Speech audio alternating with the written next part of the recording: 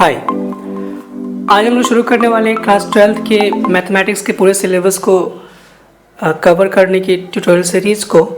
और उस tutorial series में सबसे पहला ट्यूटोरियल एक्चुअली चैप्टर 1 से स्टार्ट किया जाएगा, जिसमें NCERT के बुक को अगर फॉलो किया जाए तो उसमें चैप्टर 1 आपको मिलता है रिलेशन एंड फंक्शन। और रिलेशन फंक्शन में जो फर्स्ट टॉपिक होना चाहिए वो रिलेशन होना चाहिए, तो उसको हम लोग इसमें स्टार्ट करेंगे। और रिलेशन को अगर देखा जाए तो उसमें आपको पढ़ने के लिए 3 टाइप के रिलेशन मिलते हैं, reflexive, symmetric and transitive relations. लेकिन उसको जानने से पहले मैं चाहता हूँ कि इसको बेसिक से शुरू किया जाए।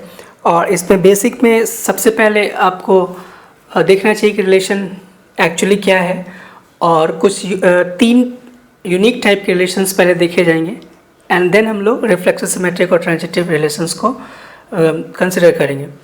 तो स्टार्ट करते हैं। सबसे पहले ये रिकॉल कर लेते हैं जो 11th क्लास में हम लोगों ने पढ़ा होगा कि एक relation R from A to B is a subset of A cross B। Means जो रिलेशन का जो सिंबल है उसको R से नोट किया जाएगा, और 2 सेट्स A और B हैं। तो अगर रिलेशन डिफाइन किया गया हो from set A to set B, तो वो सिंपली होगा A क्रॉस B का एक सबसेट। अब बात आती है कि A क्रॉस B क्या है। तो A cross B is a Cartesian product of A and B। अगर 2 सेट्स हैं और उन सेट्स का कार्टेशियन प्रोडक्ट फाइंड किया जाए तो उस प्रोडक्ट को हम लोग बोलेंगे A क्रॉस B। अब कार्टेशियन प्रोडक्ट का डेफिनेशन क्या है? कार्टेशियन प्रोडक्ट x, y के एलिमेंट से बनने वाला एक सेट है जिसमें x होना चाहिए A से और y होना चाहिए B से। इसको थोड़ा एग्जाम्पल से देखते हैं तो ज़्यादा क्लियर होगा। ये बस एक रिकॉल है जो कि हम लोग 11th क्लास में पढ़ा होगा। तो सपोज कीजिए A हमारे पास है 1 2 3 और B हमारे पास है 2 5। तो उस केस में अगर हम A क्रॉस B फाइंड करना चाहेंगे तो हमें मिलना चाहिए यहाँ से 1 2 1 5 2 2 2 5 एंड फाइनली 3 2 एंड 3 5। तो इसको आप ऑब्जर्व कीजिए, जो डेफिनेशन है A क्रॉस B का उसको फुलफिल करना चाहिए। तो यहाँ डेफिनेशन में कहा गया कि x और y एक ऑर्डर पेयर होना चाहिए। तो यहाँ भी x और y की तरह ऑर्डर पेयर के फॉर्म में लिखा गया है, जिसमें पहला एलिमेंट जो कोऑर्डिनेट कहलाता है इस ऑर्डर पेयर का, वो पहला कोऑर्डिनेट होना चाहिए A से और दूसरा कोऑर्डिनेट होना चाहिए B से। तो वैसे ही ये ऑर्डर पेयर का एक पूरा ग्रुप बनाया गया है, और इसे हम लोग इस सेट को A क्रॉस B कहेंगे। अब आते हैं रिलेशन पे कि A क्रॉस B के पास जितने सबसेट्स होंगे वो सारे के सारे सबसेट कोई ना कोई रिलेशन होंगे। अब इसको ज़रा देखते हैं। अगर हम देखें यहाँ पे कि number of A cross B क्या होगा, मीन्स A क्रॉस B में कितने एलिमेंट्स हैं, तो आप अगर काउंट कीजिएगा तो एक इसकी वैल्यू मिलेगी 6। ऐसा इसलिए कि number of A cross B जो होता है वो होना चाहिए NA into NB। N of A cross B means A cross B के पास कितने एलिमेंट्स हैं, तो वो number of A into number of B होगा, बिकॉज A के पास 3 एलिमेंट्स थे और B के पास 2 एलिमेंट्स हैं। तो इस तरीके से इसकी वैल्यू मिल गई 6। अब एक चीज़ और है कि अगर क्वेश्चन कहा जाए how many subsets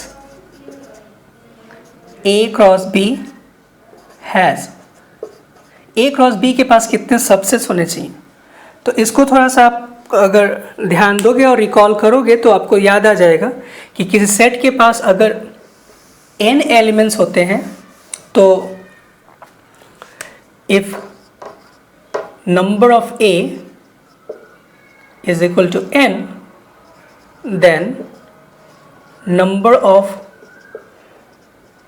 subsets is equal to 2 to the power n। ये आपको याद होना चाहिए।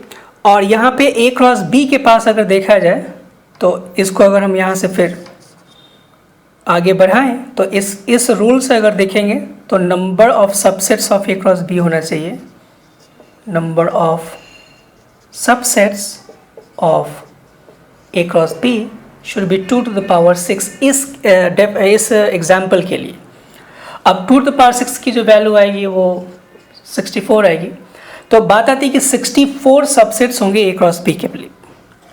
इन 64 सबसेट्स को ही एक रिलेशन कहा जाएगा। 64 सबसेट्स में से कोई भी एक सबसेट एक रिलेशन हो सकता है। तो उसको थोड़ा एग्जांपल से देखते हैं कि वो कैसे रिलेशन बनाया जा सकता है और वो कैसे सबसेट हो सकता है। मान लीजिए कि हमने एक एग्जांपल के तौर पे लिया ए 1 2 3 और बी एक सेट लिया, सपोज कीजिए 2,9 और यहाँ पे हमने रिलेशन R को डिफाइन किया x, y such that x plus y is equal to suppose कीजिए 12, जहाँ x होना चाहिए a से और y होना चाहिए b से। तो अब इस रिलेशन का जो डेफिनेशन तैयार किया गया इसको हम लोग बोलते हैं सेट बिल्डर फॉर्म। आपको अगर ध्यान होगा तो जिसमें पूरा का पूरा जो रूल है उसको लिख दिया जाता है लैंग्वेज में। अब इसको रोस्टर फॉर्म में अगर हम लिखना चाहें तो उसको कैसे लिखना होगा, set R is equal to x comma y, जहाँ x प्लस वाई की वैल्यू 12 हो और x a से होना चाहिए और y b से। तो हमें a से ऐसे नंबर को लेना है और b से वैसे नंबर को लेना है जिनको सम करने पे 12 मिले। तो a से लेना पड़ेगा 3 और b से लेना पड़ेगा 9, तभी 12 आ सकता है सम। तो ये हो जाएगा 3,9। अब बात आती कि क्या R is a subset of a cross b, क्या ये एक सबसेट है a क्रॉस b का। तो इसको देखते हैं। मैं कहूँ कि इज दिस सबसेट, तो इसको अगर निकालना हो तो सिंपली a और b का क्रॉस प्रोडक्ट फाइंड करोगे।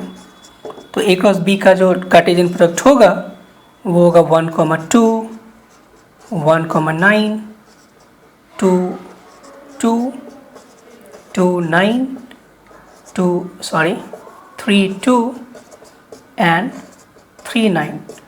अब आप देख सकते हैं कि यहाँ पे भी हमारे पास एलिमेंट्स की संख्या 6 है और इन 6 एलिमेंट्स में से 6 एलिमेंट्स से एक अगर सबसेट बनाया जाए तो नंबर ऑफ सबसेट्स होंगी। सो नंबर ऑफ सबसेट्स होना चाहिए obviously 2 to the power 6 that is 64। इन 64 सबसेट्स में से कोई एक सबसेट जरूर होगा जिसके पास ये केवल ऑर्डर पेयर हो 3,9। इसका मतलब ये रिलेशन तैयार किया गया और रिलेशन जो है वो इस a क्रॉस b के सारे सबसेट्स में से ही कोई एक आया है। इसके पास जितने 64 सबसेट्स हैं तो सिंपली हम इसको रिलेशन को ऐसे कह सकते हैं कि a क्रॉस b के जितने भी सबसेट्स होंगे वही रिलेशंस हैं। मतलब कि सबसेट्स और रिलेशन में कोई डिफरेंस नहीं है, केवल उसको एक लैंग्वेज प्रोवाइड किया जाता है सबसेट को, तो वो रिलेशन कहलाता है। बट ये भी ध्यान रहे कि एक ही सेट के लिए, एक ही रिलेशन के लिए, एक ही सबसेट के लिए अगर इसको सबसेट माने तो इस सबसेट के लिए ये लैंग्वेज एक रिलेशन है, लेकिन इसी सबसेट के लिए एक दूसरे लैंग्वेज में भी कहा जा सकता था। ठीक है, तो इसको मान लीजिए अगर यहाँ पे 3,9 इज इक्वल टू 12 लिखा हुआ है और कोई ऐसे डिफाइन कर देगा x plus y is greater than 11, तो ग्रेटर देन 11 में कोई एक ही नंबर आएगा यहाँ पे 12। तो x प्लस वाई अगर ग्रेटर देन 11 भी लिखते हैं तब भी हमें यही सेट सबसेट मिलेगा। तो सबसेट तो एक ही रहा लेकिन रिलेशन डिफाइन करने का तरीका अलग अलग हो गया। ओके, तो ये रिलेशन जो कि हमने 11th क्लास में पढ़ा होगा तो इसका एक केवल रिकॉल था, तो इसको हम लोग आगे यूज़ करते हैं क्लास 12th के चैप्टर को या फिर टॉपिक को स्टार्ट करने के लिए। क्लास 12th में जो भी टॉपिक स्टार्ट किया जाएगा उसमें रिलेशन की जब बात आएगी तो इसमें रिलेशन ऑन ए या फिर रिलेशन इन ए आपको हमेशा अधिकतर केसेस में देखने को मिलेंगे। अब इसका सिंपल सा मतलब होता है रिलेशन ऑन ए का मतलब relation from A to A. मतलब यहाँ पे दो सेट्स नहीं है, जैसे relation from A to B अगर लिखा गया हो तो वहाँ पे फ्रॉम ए टू बी का मतलब है कि ए टू बी में दो सेट्स हैं, डिफरेंट सेट्स हैं, लेकिन रिलेशन फ्रॉम ए टू ए में दोनों के दोनों एक ही सेट हैं। तो रिलेशन, इसको सिंपली लैंग्वेज प्रोवाइड कर दिएगा रिलेशन ऑन ए। तो जब भी आपको देखने को मिले रिलेशन ऑन ए या रिलेशन इन ए, तो समझना है कि it is a relation from A to A. तो अब यहाँ पे क्लास 12th में जितने भी रिलेशंस आपको देखने को मिलेंगे वो रिलेशन ऑन ए ही मिलेंगे, मीन्स यहाँ पे दूसरा सेट आपको जनरली नहीं मिलेगा। ठीक है, तो इसमें सबसे पहले आज जो हम लोग डिस्कस कर लेंगे उसमें 3 यूनिक टाइप के रिलेशंस हमें जानने हैं। 3, इसको मैं नाम देता हूँ यूनिक रिलेशंस। और ध्यान दें कि 3 यूनिक रिलेशंस रिफ्लेक्सिव, सिमेट्रिक और ट्रांजिटिव नहीं है। इसमें ये पहला है empty relation,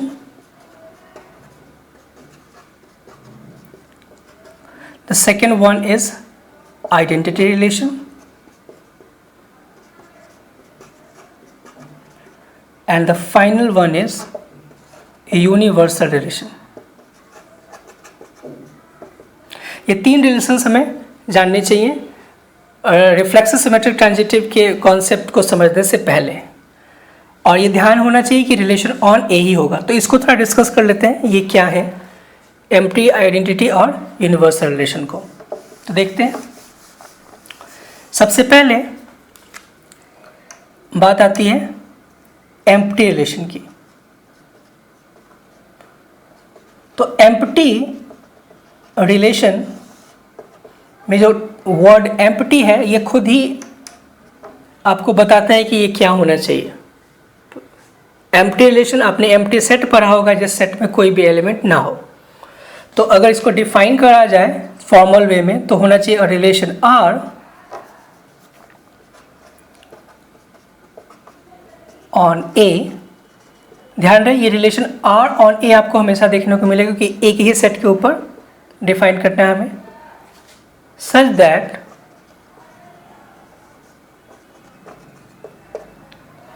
no element is related to anyone। ठीक है, तो मतलब कि A का कोई भी element, no element of what, no element of A। तो A का कोई भी एलिमेंट A के किसी भी दूसरे एलिमेंट के साथ रिलेटेड ना हो, वो खुद से भी रिलेटेड ना हो। तो सपोज कीजिए कि हमने एग्जांपल जैसे लिया A, आपके पास कोई सेट है 1 2 3 हमारा प्रीवियस सेट, और R किसी ने डिफाइन कर दिया ऐसा x, y such that x plus y is greater than 7, जहाँ x और y दोनों अब कहाँ से होना चाहिए, A से। ओके, तो x और y दोनों जब a से होंगे और दोनों का सम 7 से ग्रेटर होना चाहिए, तो क्या हम इसमें ऐसे 2 नंबर्स ढूंढ सकते हैं जिनका सम ग्रेटर देन 7 हो? Of course not. इस वजह से इसका जो सेट मिलेगा इसमें कोई भी एलिमेंट नहीं मिलेगा और ये 5 होगा। तो ये एम्प्टी रिलेशन का डेफिनेशन है। अब एक चीज़ और यहाँ डिस्कस करते हैं, जो 5 है वो होना क्या चाहिए, 5 ये ध्यान रखना चाहिए आपको, is subset of A cross A। मतलब कभी भी आप एम्प्टी रिलेशन को डिफाइन करोगे तो आपको ये लिखना चाहिए कि जो 5 हम लिख रहे हैं वो A क्रॉस A लिखना चाहिए। मतलब ये जो 5 लिखना गलत है इसको हम लोग ऐसे लिखना चाहेंगे। मतलब इसको गलत तो नहीं कह सकते लेकिन थोड़ा अच्छे वे में इसको ऐसे लिख सकते हैं, बिकॉज 5 कोई भी सेट हो सकता है, मीन्स 5 किसी दूसरे सेट का भी सबसेट हो सकता है। अब बात आती है कि वही 5 आपका यहाँ पे लिखा गया है कि आप उस 5 को लिख रहे हो जो A क्रॉस A का सबसेट है। तो इस बात को एम्फेसाइज करने के लिए यहाँ पे आपको उसको लिख देना चाहिए कि ओ जो हमने 5 लिखा है वो A क्रॉस A का ही सबसेट है। ओके, तो ये है एम्प्टी रिलेशन का डेफिनेशन। आप ऐसे बहुत सारे एग्जाम्पल देख सकते हो कि एक रिलेशन के ऊपर, एक सेट के ऊपर इस तरह का रिलेशन हो सकता है इसमें कोई भी एलिमेंट ना मिले, तो ये एम्प्टी रिलेशन होगा। अब आते हैं आइडेंटिटी रिलेशन के ऊपर। तो सिंपल है वो भी, उसमें भी ज़्यादा कुछ नहीं करना है। अगर मैं इसी को चेंज करके आपको समझाऊं तो ज़्यादा इजी रहेगा। ज़्यादा लिखना नहीं पड़ेगा। आइडेंटिटी रिलेशन, तो सिंपल डेफिनेशन में आपको क्या करना है, relation R on A such that यहाँ हो जाएगा each element is related to itself, मतलब कि हर एक एलिमेंट खुद के साथ ही रिलेशन में हो जाए। तो ज़रा ये एग्जाम्पल भी वैसे ही ले लेते हैं हम लोग और थोड़ा देखते हैं एग्जाम्पल को। तो मान लीजिए कि सेट आपके पास 1 2 3 है और एग्जाम्पल में मैंने चेंज कर दिया x माइनस वाई और यहाँ लिख दिया इज इक्वल टू और इसको लिख दिया हमने 0 और बाकी कुछ वैसे ही है। तो जब इसके लिए रोस्टर फॉर्म तैयार करेंगे तो उसमें क्या मिलना चाहिए, obviously x minus y is equal to 0 है। इसका मतलब कि आप जब इसका रोस्टर फॉर्म तैयार कीजिएगा तो x और y की सेम वैल्यू होनी चाहिए, तभी वो 0 आ सकता है। तो 1, 1, 2, 2 एंड 3, 3। तो हमने देखा कि इसमें जो रिलेशन है, इस रिलेशन में जो एलिमेंट्स हैं उसमें हर एक एलिमेंट का कोऑर्डिनेट इस तरीके से है जिसमें 1 1 से रिलेटेड है, 2 2 से रिलेटेड है और 3 3 से रिलेटेड है। तो हमने देखा कि इसमें हर एक एलिमेंट खुद के साथ रिलेटेड है, तो इसलिए हम इसको आइडेंटिटी रिलेशन बोलेंगे। एक चीज़ और यहाँ जो इम्पॉर्टेंट चीज़ है वो ये है कि कई बार आपको बुक में इस तरीके के सिंबल्स फेस करने के लिए मिल सकते हैं, जैसे IA लिखा हो तो मतलब इसका है आइडेंटिटी रिलेशन ऑन A। तो इसको सिंबल देने के पीछे रीज़न आप सोच सकते हो कि हम लोग इस तरीके का डेफिनेशन से बच जाते हैं, मतलब ऐसे डेफिनेशन को बार बार नहीं करना पड़ेगा। ऐसा क्यों, अगर IA आपको सिंपल दिखता है तो कोई भी सिंपल सोचेगा कि oh it is identity relation on A, इसलिए 1 2 3 का जो रिलेशन है सेट है उसके लिए हम सीधे लिख सकते हैं 1 1, मैं लिखता हूँ 1 1 2 2 और 3 3। उसी तरीके से मान लीजिए अगर आपसे कोई पूछता है IR तो सिंपली क्या होगा, identity relation on set real number. तो इसको आप कैसे लिख सकते हैं, अगर इसको सेट बिल्डर फॉर्म में लिखना हो तो सिंपली लिखा जाएगा x, x such that x belongs to R, simple. तो आप जो भी रियल नंबर लोगे वो अपने आप के साथ पेयर बना लेगा और वो ऑर्डर पेयर के फॉर्म में IR के अंदर चला जाएगा। तो ये सिंबल्स आपको प्रायः मिलेंगे, तो इसको आप लोग ध्यान में रखिएगा। अब आते हैं अपने तीसरे रिलेशन के ऊपर, यूनिवर्सल रिलेशन। तो इसी में केवल चेंज कर देना है आपको, यूनिवर्सल कैसे हो जाएगा इसको थोड़ा देख लेते हैं। तो चेंज करना है, यहाँ पे मैं कर देता हूँ यूनिवर्सल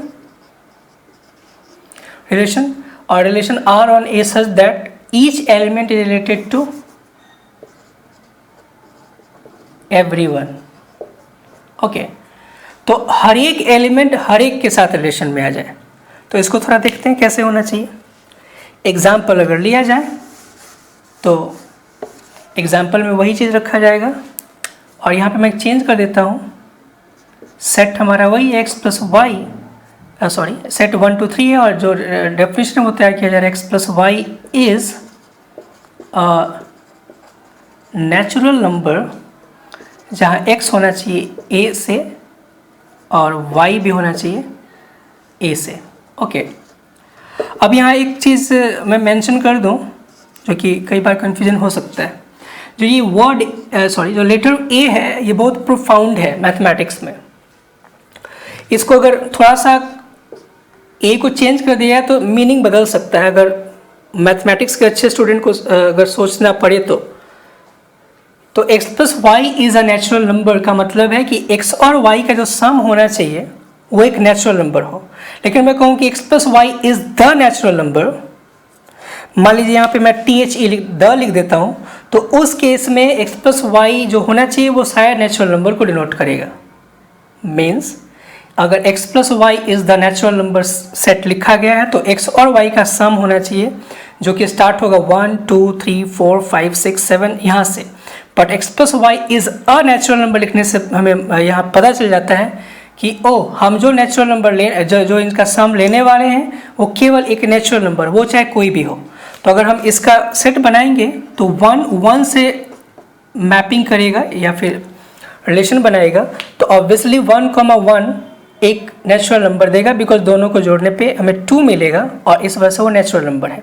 सिमिलरली आप समझ सकते हो फिर 1 2 और फिर 1 3, similarly 2 1 2 2 and 2 3 and finally 3 1 3 2 and 3 3।